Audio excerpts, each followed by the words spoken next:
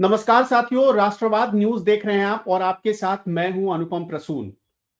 साथियों, महाकुंभ में जो भगदड़ हुई, इस घटना ने पूरे भारत में जितने भी श्रद्धालु थे, भारत के कोने कोने में जिन लोगों ने इस तस्वीर को देखा, सब रो पड़े। ये घटना हृदय विदारक थी। इस घटना के बारे में किसी ने कल्पना भी नहीं की थी। जो 7,500 करोड़ रुपए लगाए गए, वो इसलिए लगाए गए थे कि ऐसी कोई घटना ना हो। सरकार ने भी खुद सोचा नहीं था कि इस तरह की घटना हो जाएगी। लेकिन साथियों, घटना होने के बाद जो तस्वीरें, जो मीडिया रिपोर्टिंग सामने आ रही है, सच पूछिए तो वो रोंगटे खड़े कर रही है। अब इसमें अलग अलग धड़े, अलग अलग गुट बन चुके हैं। कुछ गुटों का दावा है कि इस भगदड़ के बाद जो मौत का असली आंकड़ा था, उसे छिपाया जा रहा है। एक चैनल ने तो यहां तक एक स्टिंग ऑपरेशन जारी कर दिया। उसने पहले दिन यह दावा किया कि 58 लोगों की मौत हो गई है। दूसरे दिन उसने यह आंकड़ा 70 से ज्यादा बता दिया। लेकिन सरकार का अभी भी यह मानना है कि 30 लोगों की मौत इस भगदड़ में हुई है। यह भगदड़ क्यों हुई, किसकी कमी से हुई, कहां कमी रह गई, इस पर भी चर्चा करेंगे। लेकिन इससे भी ज्यादा चर्चा का विषय इस वक्त जो बना हुआ है, वो ये कि जो चैनल कुछ घंटे पहले तक, कुछ दिनों पहले तक योगी सरकार की महिमा मंडन में, योगी सरकार के महिमा मंडन में जुटे हुए थे, योगी सरकार की तारीफों के पुल बांध रहे थे, जिस महाकुंभ के आयोजन को भव्य और दिव्य कहा जा रहा था, अचानक वही टीवी चैनल, वही social media channels Yogi Adityanath सरकार की चुन चुनकर कमियां निकाल रहे हैं। और कोई छोटी मोटी कमी नहीं निकाली जा रही है। कुछ ऐसे चैनल्स जिनके बारे में कुछ खास अलंकार, कुछ खास संज्ञा दी जाती है, उनके उनके लिए कुछ खास विशेषण, मतलब मीडिया समाज में कहा जाता है, वो चैनल भी आप देखेंगे तो चुन चुनकर योगी आदित्यनाथ सरकार की कमियां, पुलिस की खामियां, प्रशासन की खामियां को दिखाने में लगे हुए हैं। और कुछ जगहों पर जब उन्हें रोका जा रहा है, तो ये और सवाल खड़ा हो रहा है कि क्या सरकार सचमुच कुछ छिपाने की कोशिश कर रही है। दोस्तों, हमारे साथ दो मेहमान इस वक्त जुड़ रहे हैं। पहले दोनों का आपको परिचय करा देते हैं, उसके बाद आपको वो तस्वीर दिखाते हैं कि जो चैनल्स, जो सोशल मीडिया प्लेटफॉर्म्स अभी तक योगी आदित्यनाथ सरकार, मोदी सरकार की तारीफ करते थे, वही अब कमी निकालने में जुटे हुए हैं। पहले आपको अपने सारे मेहमानों से मिलवा देते हैं। हमारे साथ इस वक्त जुड़ रहे हैं, जो आप देख पा रहे हैं, मनीष आनंद जी हैं। बहुत बहुत स्वागत है मनीष जी आपका। और हमारे साथ संदीप शर्मा जी भी हैं। संदीप जी, आपका भी बहुत बहुत स्वागत है। दोस्तों, अब मेन सवाल पर आते हैं। ये जो तस्वीरें, ये जो मीडिया में बदलाव हुआ है, अचानक वैसी तस्वीरें दिखाई जा रही हैं जिससे सरकार की छवि को नुकसान पहुंच रहा है। कुछ लोग तो यहां तक दावा करते हैं कि सरकार ऐसा नहीं करने देती है, लेकिन नहीं करने देती तो इसका मतलब ऐसी तस्वीरों पर अभी तक सेंसरशिप सरकार ने लगा दिया होता, लेकिन लगा नहीं है। लगातार आप देखेंगे तो लोग ऐसी तस्वीरें दिखाते ही जा रहे हैं। तो अचानक ये जो बदलाव आया है, ये जो चैनलों में जो परिवर्तन आया है, क्या दोस्तों इसके लिए कोई दिल्ली से आदेश है? अचानक ऐसा क्यों हो रहा है? ये एक गंभीर सवाल है। क्या इसमें कुछ ऐसा भी है जो आप तक नहीं पहुंच पा रहा? हम चर्चा की शुरुआत सबसे पहले मनीष जी आप ही से करना चाहेंगे। ये अचानक हृदय परिवर्तन मीडिया चैनलों का, सोशल मीडिया चैनलों का, ये किस वजह से हुआ है? आप तो बहुत दिनों से इन चीजों को नजदीक से देख रहे हैं। आपकी अपनी, मतलब सोच, अपना अनुभव क्या कहता है? देखिए अनुपम, जब आपने इस पूरे मामले की भूमिका आपने दी और पूरा मामला कितना गंभीर है वो आपने अपने बताया। लेकिन जब मैं इन सब बातों को सुन रहा था तो मेरे जहन में कोविड का भी वो दौर आया, जब हमने इसी गंगा किनारे जो है वो कई शवों को देखा था। और उस समय भी आपने देखा होगा कि किस तरह की मीडिया रिपोर्टिंग हुई थी। यहाँ पर भी कुंभ की अगर मीडिया रिपोर्टिंग की बात कर लिया है तो मुझे नहीं लगता है कि कुंभ में कभी प्रॉपर तरीके से मीडिया रिपोर्टिंग हुआ। आप देखिए, इस बार रिपोर्टिंग मटेरियल नहीं, इस बार वायरल मटेरियल कुंभ में जो है वो चर्चा में रहा है। हाँ, जहाँ तक इस घटना की बात है तो इस घटना में निश्चित तौर पे सभी को झकझोर के रख दिया है और मीडिया में जो जिसको हम मीडिया का एक तरीके से हृदय परिवर्तन कहते हैं, वो मीडिया का भी हृदय परिवर्तन भी देखने को मिला है। और समय-समय पर जब भी मुझे लगता है कि योगी ऐसे स्थिति में फँसते हैं और जब भी इस तरह की परिस्थितियाँ योगी आदित्यनाथ के साथ आती हैं, तो ऐसा लगता है कि जो कथित तौर पे जो गोदी मीडिया जिनको कहा जाता है, वो भी उनका साथ नहीं देती। और हमने लोकसभा चुनाव में जो खराब उत्तर प्रदेश में परिणाम हुआ था, उसको भी देखा, हमने कोविड के भी उस दौर को देखा और अभी भी देखा। और जब तक कुंभ को महाकुंभ का व्याख्या करने की बात हो रही थी, व्यवस्था की बात हो रही थी, तो उसमें तमाम तरह के कसीदे भी गढ़े गए थे, धार्मिक दृष्टिकोण भी उसमें दिखाया गया था, तमाम तरह की चीज़ें हो रही थी, वायरल मटेरियल को भी ढूँढ-ढूँढ के निकाला जा रहा था, किया जाता है। लेकिन जब ऐसा मौका आया जबकि योगी आदित्यनाथ की तैयारियों पर जब सवाल खड़ा हुआ, तो जब भी इस तरह की स्थिति होती है तो हम ये देखते हैं कि केंद्र अपने चेहरे को बचा लेता है। आपने कोविड का भी वो दौर देखा, जबकि केंद्र सरकार ने जो बीजेपी की सरकार है, केंद्र सरकार है, उसके चेहरे को किसी न किसी तरीके से बचाने की कोशिश होती है, ताकि और जो राज्य का चेहरा है, योगी आदित्यनाथ का चेहरा है, वो चेहरा एक उसको हम एक्सपोज़ तो नहीं कहेंगे, लेकिन उससे अगर कहीं कालिख लगी हो तो योगी आदित्यनाथ के चेहरे पे कालिख लगे, जो मोदी और शाह की जोड़ी है उन पर कोई कालिख ना लगे। कई बातें तो ये भी कही जाती हैं अंदर खाने की कि ये योगी आदित्यनाथ और अमित शाह के बीच की लड़ाई है।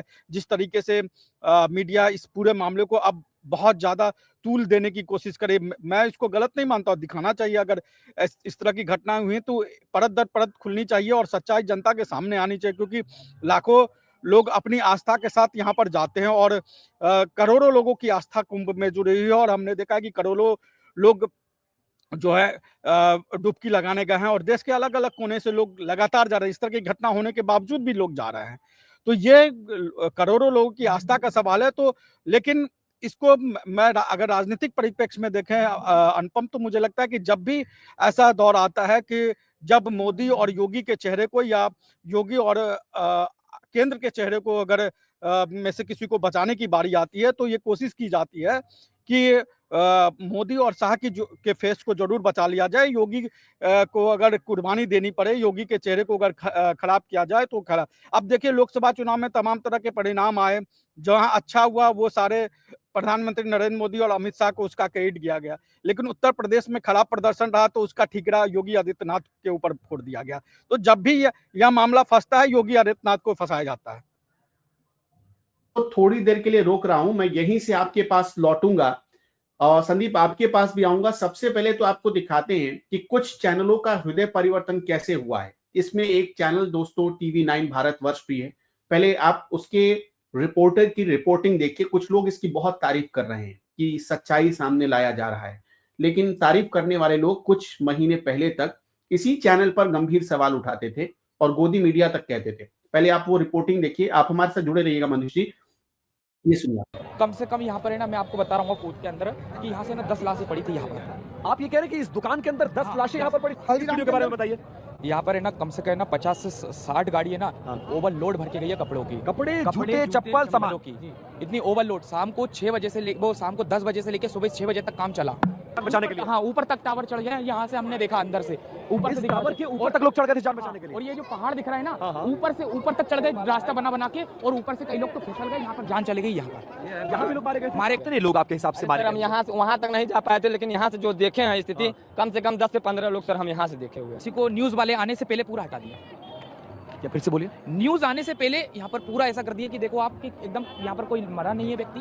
न्यूज कहीं दिखाया था, संगम न्यूज का न्यूज दिखाया था, यहाँ का न्यूज नहीं दिखाया। नहीं रहा था, पुलिस वाले ऐसा मुंह ताक रहे थे, ऐसा लग रहा था उनको कुछ समझ में नहीं आ रहा था। तो अभी तक आपने सुन लिया होगा। ये जो आप रिपोर्टिंग सुन रहे थे इसी चैनल पर कुछ महीने पहले, बल्कि इस हादसे से कुछ दिन पहले तक भी सवाल उठाया जाता रहा है। संदीप से छोटा सा रिएक्शन ले लेते हैं। संदीप, आप इसे कैसे देखते हैं? क्या आपका भी हृदय परिवर्तन हो गया है, या आप इसे मीडिया चैनलों का हृदय परिवर्तन मानते हैं, या योगी और अमित शाह की लड़ाई मानते हैं?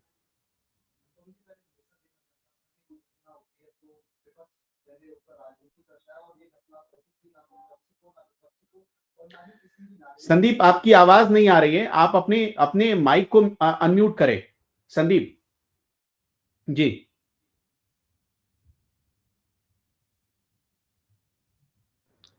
आवाज आ रही है सर?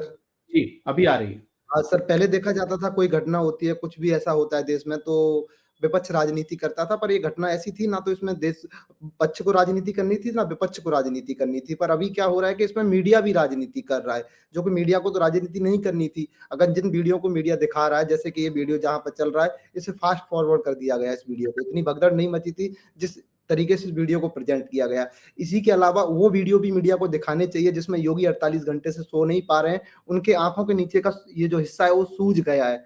अभी भी वो अयोध्या में जो भीड़ बढ़ी वहां पर हेलीकॉप्टर से सर्वे कर रहे हैं। दूसरी बात, जो एक वीडियो मैं आपको दिखाता हूं टेलीविजन पे, इस वीडियो के बारे में ना कोई मीडिया चैनल बात कर रहा है, ना कोई इसकी पुष्टि कर रहा है, ना कोई फैक्ट चेक कर रहा है।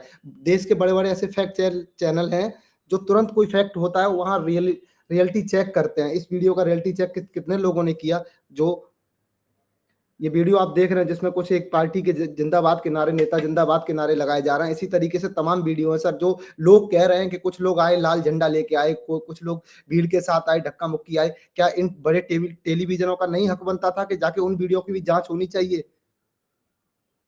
तो हृदय प्रवर्तन सर, जैसे कि लगातार ये मामला बदलता जा रहा है, ऐसे ही न्यूज चैनल्स बदलते जा रहे हैं। लगातार एक व्यक्ति को अपराधी बना देना इन सारे जख्मों का, ये तो कहीं ना कहीं दुखद है सर। मनीष जी, आप क्या सोचते हैं, क्या ये पूरी तरह सिर्फ दो लोगों के बीच या दो मतलब दिल्ली और लखनऊ के बीच का झगड़ा बन गया है, या अभी भी इसमें कुछ फैक्ट मतलब मीडिया की जो भूमिका है कि वो फैक्ट चेक करके सच्चाई सामने लाए, वो नहीं ला पा रहा है? देखिए अनुपम, टारगेट किया जा रहा है।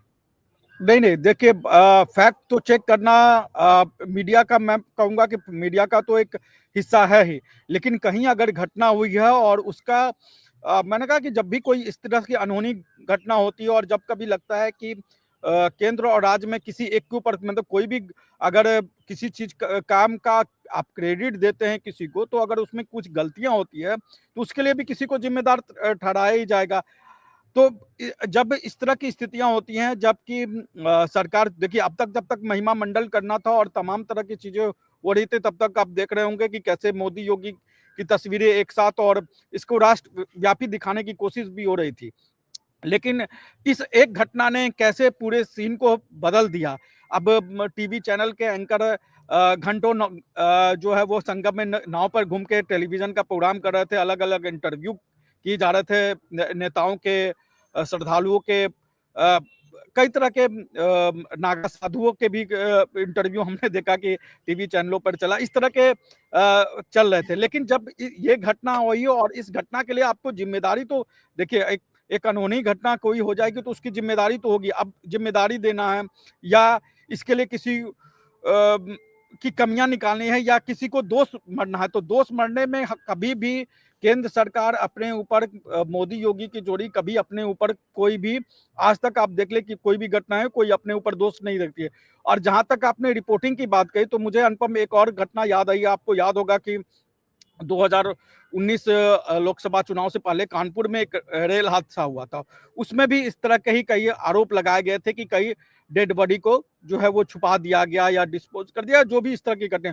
और चाहे सरकार किसी भी को, मैं ये कहूंगा सरकार कहीं की भी हो, किसी की भी हो, कांग्रेस की हो, बीजेपी की हो, समाजवादी पार्टी की हो या जिसकी भी पार्टी की हो, इस तरह की घटना काम जिस भी सरकार में होती है वो सरकारें इस तरह के काम करती है।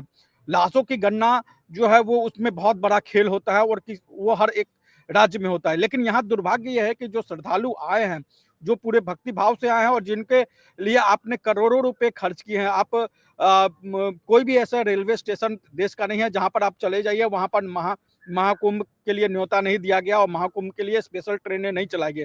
जब आप इतने व्यापक पैमाने पर देश के अलग अलग हिस्सों से लोगों को बुला रहे हैं, तो आपको उस तरह की व्यवस्था भी करनी चाहिए थी और तमाम तरह के होमवर्क कर लिए हैं। तो होमवर्क की कमी रही है, इसके लिए अब राज्य सरकार को जिम्मेदार ठहराएं या केंद्र सरकार, लेकिन कमियां रही हैं और कमियों की वजह से ही इस तरह की घटनाएं हुई हैं।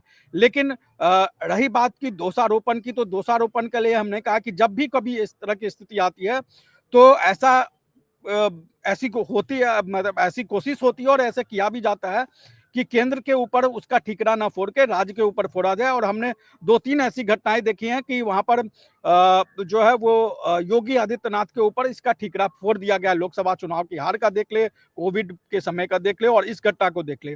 और इसको कई लोग योगी आदित्यनाथ और अमित शाह की लड़ाई का भी नतीजा मान के चलते हैं। मनीष जी, तो क्या इसके बाद हम ये मान के चले कि योगी आदित्यनाथ जी की कुर्सी को या कुर्सी पर अब खतरा तो मंडरा रहा है? हो सकता है कि इसी बहाने, क्योंकि ये तो 2 साल 3 साल से लोगों ने देखा है। 2021 में 22 में जब चुनाव हुए थे विधानसभा के, 2021 में भी ये कहा गया कि अमित शाह और योगी आदित्यनाथ के बीच सब कुछ ठीक नहीं है। तो 2021 से 2025 चल रहा है, ये 4 साल बीत गए। 4 सालों में आज भी जब लोग ये सवाल उठाते हैं कि हालांकि अमित शाह गए तो योगी आदित्यनाथ खुद भी गए थे कुंभ उनके साथ, लेकिन कुछ लोग अब ये भी कह रहे हैं कि योगी आदित्यनाथ जो बैठकर महाकुंभ में संगम के किनारे जो टीवी चैनलों पर इंटरव्यू दे रहे थे, दरअसल उन्होंने ये फुटेज खा लिया। ये फुटेज किसी और को मिलना था, ये फुटेज प्रधानमंत्री को मिलना चाहिए था और इसी वजह से दिल्ली अब गुस्से में है। तो क्या इसमें कोई आपको तर्कसंगत बात नजर आती है क्या? नहीं अनुपम, मुझे ये, अब वो राज्य के मुख्यमंत्री हैं तो उनको तो चाहे मीडिया हाउस हो या जो भी हो, उनको तो उनका हिस्सा मिलेगा ना। वो राज्य के मुख्यमंत्री, उनको हिस्सा मिलेगा। अब उनको मोहन यादव की जैसा आप चाहेंगे कि मोहन यादव जैसे मध्य प्रदेश में मुख्यमंत्री हैं उस तरह के मुख्यमंत्री हो जाए, तो उस तरह के मुख्यमंत्री योगी आदित्यनाथ नहीं है। योगी आदित्यनाथ ऐसा नहीं है कि वो उनकी राजनीति जो है वो मोदी और शाह की देन है। योगी आदित्यनाथ की राजनीति सालों साल की राजनीति है और यही वजह है कि योगी आदित्यनाथ को भी लगता है कि जब नरेंद्र मोदी के बाद जो सेकंड लाइन लीडरशिप होगी या जो नया नेतृत्व होगा तो उसमें एक योगी आदित्यनाथ का भी नाम आता है, शिवराज सिंह चौहान का भी नाम आता है। लेकिन शिवराज सिंह चौहान दूसरे तरह के राजनीतिक हैं, वो अपनी राजनीति दूसरे तरीके से करते हैं। योगी आदित्यनाथ अपनी राजनीति दूसरे तरीके से करते हैं और योगी आदित्यनाथ किस तरीके का और उन सब विद्याओं को जानते हैं योगी आदित्यनाथ, जो कि कहा जाता है कि अमित शाह जिन विद्याओं को जानते हैं। तो ये कहीं ना कहीं अनुपम ऐसा लगता है कि ये जो पूरा शिफ्ट आप कह सकते हैं कि जो पूरा मीडिया शिफ्ट हुआ एक तरीके से योगी आदित्यनाथ को घेरने के लिए, उसमें कहीं ना कहीं ये माना जा रहा है कि उसमें योगी वर्सेस अमित शाह की जो लड़ाई है उसकी एक बड़ी भूमिका है।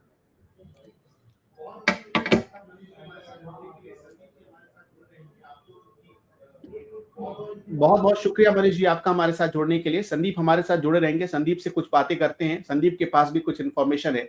शुक्रिया मनीष जी हमारे साथ जुड़ने के लिए। अभी संदीप, आपको क्या लगता है, मैं आपका अनुभव जानना चाहता हूं, क्या इस झगड़े में योगी आदित्यनाथ की कुर्बानी ले ली जाएगी? उनकी कुर्सी पर खतरा है? सर, घटना जहां भी होती है बहुत दुखद होती है। अफवाहों का जो दौर है वो लगातार गर्मा जा रहा है। इससे पहले अगर 8 दिन पहले की बात करेंगे, महाराष्ट्र में एक सेम हादसा होता है। ट्रेन में अफवाह उड़ा दी जाती है, कह दिया जाता है कि ट्रेन में आग लगी है और पीछे के कारण पता चलता है लोग चलती ट्रेन से कूद जाते हैं सर।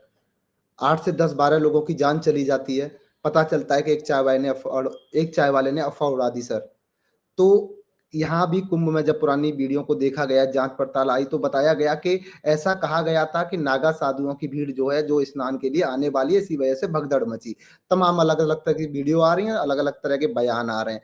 तो एक घटना की वजह से क्या आप किसी की कुर्सी पर बात कर सकते हैं? वो योगी आदित्यनाथ जो जनवरी के महीने में सिर्फ 8 बार प्रयागराज जा चुके हैं। जिस 29 तारीख को ये घटना हुई अनुपम जी, उससे 100 घंटे में योगी 3 बार प्रयागराज जा चुके हैं।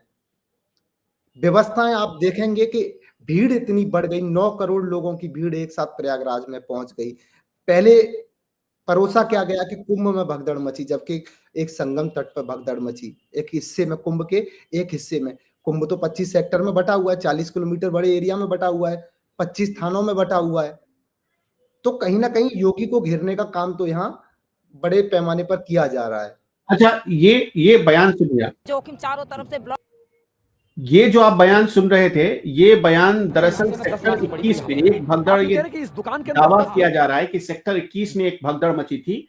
ये उसी की रिपोर्टिंग है जो टीवी 9 भारतवर्ष ने की थी।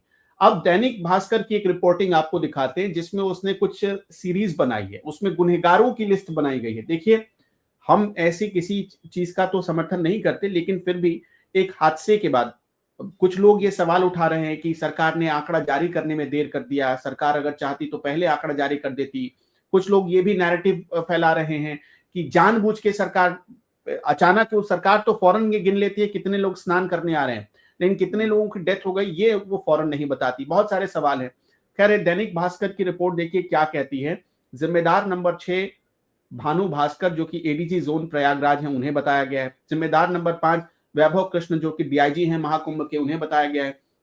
लेकिन हमने, संदीप आपने भी वो देखा होगा, वैभव कृष्ण का एक वीडियो जिसमें वो रात में करीब 12:30-1 बजे वो खुद बैठकर अनाउंस कर रहे थे, प्रयागराज में मौजूद थे वो, हमने वो भी देखा। Vinay Kumar Mishra sector magistrate sector 3, इनको भी जिम्मेदार, मतलब जहां भगदड़ मची है। विजय विश्वास पंत, इनके ऊपर भी बहुत सारे लोगों ने सवाल उठाया। बहुत ध्यान से आप समझिएगा, इनके ऊपर भी बहुत सारे लोगों ने सवाल उठाया। एक आपको इनके बारे में एक चीज दिखाना चाहते हैं, वो आपको जरूर देखना चाहिए। इसलिए भी देखना चाहिए कि जिनके जिनके ऊपर सवाल उठाया गया वो क्या कर रहे सुन थे। लें, यहाँ लेटे रहने से कोई फायदा नहीं है। जो सोवत है सो खोवत है। उठिए उठिए, स्नान करिए, और ये आपके सुरक्षित रहने के लिए बहुत आएंगे और भगदड़ मचने की संभावना है। आप पहले आ गए हैं तो आपको सबसे पहले अमृत मिल जाना चाहिए। सभी ठीक है, अभी आपने सुन लिया, आपको इतना समझ में आ गया होगा। विजय विश्वास पंत साहब को सुन रहे थे, उनको भी दोषी बताया गया है। राजेश द्विवेदी जो कि एसएसपी हैं मेले के, उनको भी दोषी बताया गया है। और विजय किरण आनंद, अब इनके ऊपर तो कुछ मीडिया चैनलों ने बहुत गंभीर, इनकी पुरानी कुछ फाइलें खोल दी, उस पर सवाल उठा रहे हैं कि ये बड़े भ्रष्ट हैं, ऐसा है वैसा है, 10 तरीके की बात कह रहे हैं। इनकी सैलरी बताया जा रहा है कि 1,18,000 रुपए इनकी सैलरी महीना है। अब देखिए, सबकी सैलरी भी निकाल दी है कि सैलरी के साथ अगर बताएंगे तो थोड़ा ज्यादा इम्पैक्ट पड़ता है लोगों के दिमाग के ऊपर। संदीप, आपको क्या लगता है इस मामले में? देखिए जैसे कि एक संस्था ने इन लोगों को जिम्मेदार बताया है और जिम्मेदारी बनती भी है। इनका जो ड्यूटी था वो ड्यूटी इनको करना था। कहीं न कहीं कोई चूक ऐसी हुई, भीड़ ज़्यादा या जो भी समस्या अफ़वाहों पे उड़ी, पर ये वो अधिकारी थे अनुपम जी, जिन्हें योगी ने चिन्हित करके कुंभ में उतारा। इनके पिछले कार्यकाल ऐसे रहे जब योगी ने इन पर भरोसा जताया। और ये ऐसे नहीं कि कुंभ में 29 तारीख को आए और ये अपनी ड्यूटी पूरी करने लग गए। ये कुंभ में पिछले कई सालों से काम कर रहे हैं। मान लीजिए कोई 3 महीने पहले आया, कोई 1 साल पहले कुंभ के लिए चयन योगी ने किया, तो लगातार ये काम कर रहे थे। पर अचानक होता क्या है, एक बड़ी घटना कुंभ में हो जाती है भगदड़, जिसके लिए आज पूरा देश चिंतित है। और जो मौनी अमावस्या पर देश में जो हर्ष होना चाहिए, वो हर्ष देश के लोग नहीं मना पाए। सोचा भी नहीं था कि मौनी अमावस्या की सुबह देश में एक ऐसी सुबह आएगी, जो लोग खुद में अपने आप में चिंतित हो जाएँगे।